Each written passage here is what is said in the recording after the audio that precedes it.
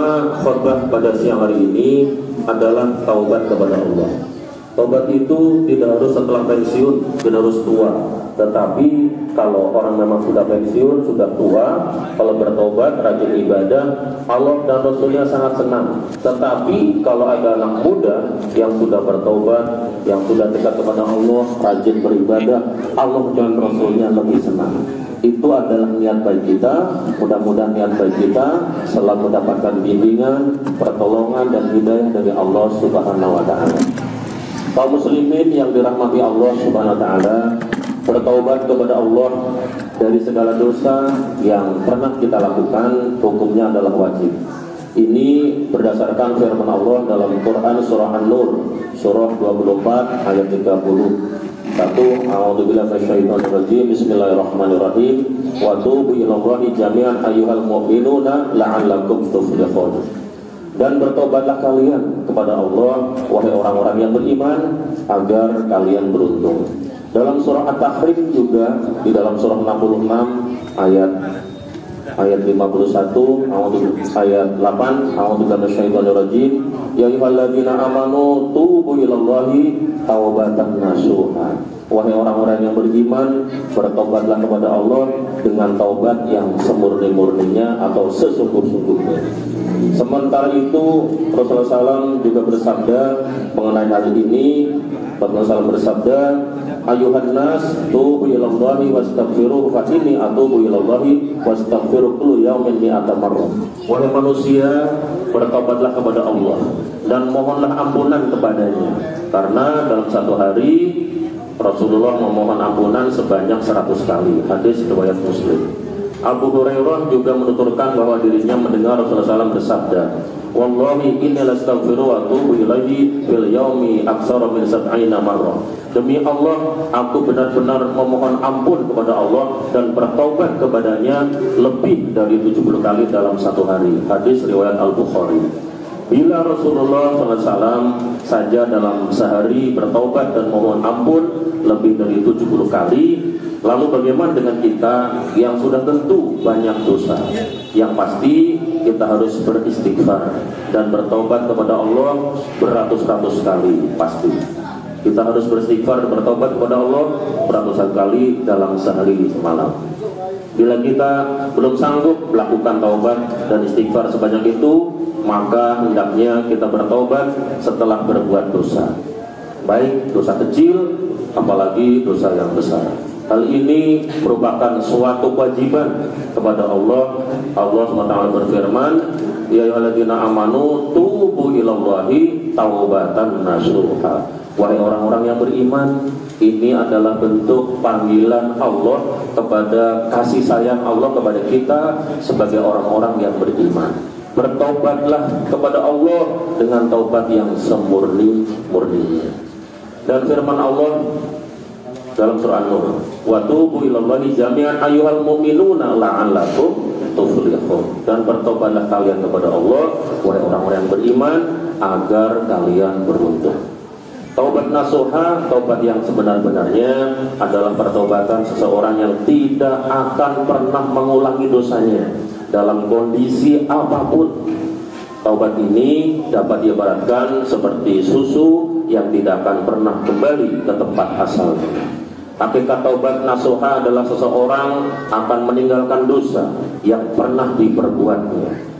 Dia bertekad untuk tidak mengulanginya dan menyesali apa yang telah diperbuatnya, seraya memohon ampunan kepada Allah setiap kali mengingatnya. Hal ini dilakukan bila ada dosa antara seorang hamba dengan Tuhannya, seperti meninggalkan kewajiban atau melakukan sesuatu yang dilarang oleh Allah. Bila dosanya berkaitan dengan manusia, seperti mencela, menghina, mengumpat, maka sebelum bertobat tentu dia harus meminta maaf. Bila mengambil harta seseorang atau menyakiti tubuhnya, berarti dia harus mengembalikan hartanya dan mempersilahkannya untuk dikisos, kecuali orang yang dizalimi itu memaafkan dan mengampuni, sehingga secara perlahan haknya diambil oleh Allah. Insya Allah bila seperti itu, taubatnya akan diterima oleh Allah Subhanahu wa ta'ala. darah, harta, dan kehormatan kaum muslimin. Haram bagi kita untuk dizolimi. Intinya siapa saja yang pernah melakukan dosa, dia harus bertaubat. Jika dosanya berkaitan dengan sesama manusia, maka terlebih dahulu harus meminta maaf kepada orang yang bersangkutan. Setelah melalui fase taubat, dia harus menyesali apa yang telah dilakukannya dan berjanji tidak akan mengulangi perbuatan tersebut. Rasulullah SAW bersabda, barang siapa yang pernah menzolimi kehormatan saudaranya atau apapun bentuknya, minta maaflah kepadanya pada hari itu. Pada hari itu juga, sebelum dinar maupun dirham tidak lagi berguna. Bila dia memiliki amal soleh, maka amal solehnya itu akan diambil sesuai dengan kezalimannya. Bila dia tidak memiliki amal kebaikan, maka amal keburukannya saudaranya diambil kemudian dibebankan kepadanya. Hadis riwayat Al-Bukhari. Bila amal kebaikannya sudah habis dan keburukannya orang yang dizoliminya telah dibebankan kepadanya, maka mau tidak mau dia akan dimasukkan ke dalam neraka sebagaimana disebutkan dalam hadis riwayat Muslim. Bila kebaikannya sudah habis sebelum dia dijatuhi hukuman, maka kesalahan mereka diambil lalu dibebankan kepada dirinya, kemudian dia dimasukkan ke dalam neraka. Hadis riwayat Muslim. Hendaklah kita menjaga diri kita agar tidak terjerumus ke dalam perbuatan zalim. Sebaliknya, perbanyaklah kita saling tolong menolong terhadap sesama. Hal ini dijelaskan dalam firman Allah, Quran surah Al-Maidah ayat 2. A'udzubillahi minasyaitonirrajim. Bismillahirrahmanirrahim. Wa ta'awanu 'alal birri wat taqwa wa la ta'awanu 'alal itsmi wal 'udwan wattaqullaha innallaha syadidul 'iqab. Dan tolong-menolonglah kalian dalam mengerjakan kebaikan dan takwa, dan jangan tolong-menolong dalam berbuat dosa dan permusuhan. Bertakwalah kepada Allah, sungguh Allah sangat berat siksanya. Namun saling menolong tentunya tidak akan tercipta tanpa dilandasi rasa saling mencintai. Oleh sebab itu, mari kita tumbuhkan rasa saling menyayangi terhadap sesama. Kita hormati orang yang lebih tua dan hargai dan sayangi orang yang lebih muda dari kita. Sebab pada hakikatnya tidak ada seorang pun yang sudi dilecehkan orang lain, tidak ada seorang pun yang mau hartanya dirampas, tidak ada orang yang mempersilahkan dirinya dicuri oleh orang lain. Dan jika tidak ada orang yang mengizinkan harga dirinya diinjak-injak oleh orang lain, karena itu wajar jika Allah secara tegas mengharamkan seorang muslim menggunjing muslim yang lainnya. Pengharaman ini seperti tertuang dalam Quran surah Al-Hujurat surah 49 ayat 12. A'udzubillahi minasyaitonirrajim wa la yaqtab ba'dukum ba'dun. Dan janganlah ada di antara kalian yang menggunjing sebagian yang lain. Pada ayat 11 ini masih dalam surah yang sama, Quran surah Al-Hujurat, Allah juga mengharamkan seorang muslim mengejek muslim yang lainnya. A'udzubillahi minasyaitonirrajim. Ya ayyuhalladzina amanu la yaskhar qaumun min qaumin 'asa ayyakunu khairan minhum wa la nisa'un min nisa'in 'asa ayyakunna khairan minhum wa la talmizu anfusakum wa la tanabazu bil alqab. Wahai orang-orang yang beriman, janganlah suatu kaum mengolok-olok kaum yang lain, karena boleh jadi mereka yang diperolok-olok lebih baik dari mereka yang mengolok-olok. Dan jangan pula perempuan-perempuan mengolok-olok perempuan yang lain, karena boleh jadi perempuan yang mau diperolok-olok lebih baik daripada perempuan yang mengolok-olok. Janganlah kalian saling mencela satu sama lain, dan janganlah saling memanggil dengan gelar-gelar yang buruk. Selain itu, Allah juga mengharamkan memakan harta dengan cara yang batil. Karena itu, setiap harta yang digunakan untuk kepentingan yang tidak baik hukumnya adalah haram pula. Di samping itu, Allah juga mengharamkan kita untuk menyakiti sesama muslim, baik dengan memukul, mengejek, mencaci, maupun berbohong. Allah secara tegas telah menyatakan hal ini dalam Quran surah Al-Ahzab ayat 58. A'udzubillahi minasyaitonirrajim. Walladzina yu'duna al-mu'minina wal mu'minati bighairi faqtabuhu faqad ihtamalu buhtana wa isman mubina. Dan orang-orang yang menyakiti orang-orang mukmin laki-laki dan perempuan tanpa ada kesalahan yang mereka perbuat, maka sungguh mereka telah memikul kebohongan dan dosa yang nyata. Hadirin yang dimuliakan Allah Subhanahu wa taala, selagi masih ada kesempatan, marilah kita bertaubat kepada Allah sebelum ajal menjemput kita.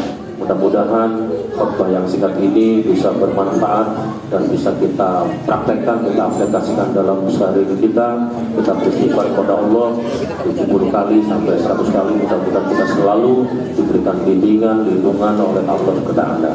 Barakallahu li wa lakum fil Qur'anil azim wa nafa'ani wa iyyakum bima fihi minal ayati wa dzikril hakim. Aqulu qawli hadza wa astaghfirullaha li wa lakum wa li sa'iril muslimin wal muslimat wal mu'minat fastaghfiru innahu huwal ghafurur rahim.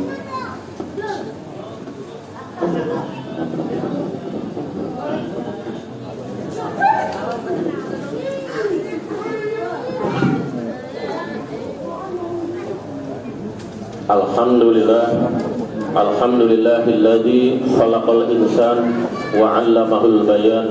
Asyhadu an la ilaha illallah wahdahu la syarika lahu dzul jalali wal ikram wa asyhadu anna sayyidina Muhammadan abduhu wa rasuluhu sayyidul jinni wal anam. Allahumma sholli wa sallim wa barik ala sayyidina Muhammadin fil awwalin wal akhirin wa ala alihi wa sahbihi wa tabi'in wa man tabi'ahum bi ihsanin ila yaumiddin. Amma ba'd. Ya ayyuhal rahimakumullah, ittaqul haqqa tuqatih waf'alul khairat wajtanibu 'anis sayyi'at wa'lamu anna Allah ta'ala amarakum bi amrin bada'a fi bi nafsihi wa thanna bi malaikatihi wa ayyaha bil mu'minina min ibadihi. Wa qala 'azza min qail innallaha wa malaikatahu yusholluna 'alan nabi ya ayyuhalladzina amanu shallu 'alaihi wa sallimu taslima. Allahumma sholli ala Muhammad, Allahumma sholli ala malaikatikal muqarrabin wa anbiya'ikal mursalin wa ahli ta'atika ajma'in waj'alna ma'hum bi rahmatika ya arhamar rahimin. Allahumma ighfir lil mu'minina wal mu'minat wal muslimina wal muslimat al ahya'i minhum wal amwat innaka sami'un qaribun mujibud da'wat wa qadiyal hajat wa ghafirud dunubi wal khati'ati innaka ala kulli syai'in qadir. Rabbana ighfir lana dhunubana wal ikhwana sabaquna bil iman wa la taj'al fi qulubina ghillan ma'nu rabbana innaka ra'ufur rahim. Rabbana hab lana min azwajina wa dhurriyyatina qurrata a'yun waj'alna lil muttaqina imama waj'alna lil muttaqina imama. Rabbana taqabbal minna innaka antas samiul alim wa tub alaina innaka antat rahim. Rabbana atina fid dunya hasanah wa fil akhirati hasanah wa qina azabannar walhamdulillahi rabbil alamin. Ibadallah, innallaha ya'muru bil 'adli wal ihsan wa ita'i dzil qurba wa yanha 'anil fahsya'i wal munkari wal baghi ya'idukum la'allakum tadhakkarun. Fadhkurullah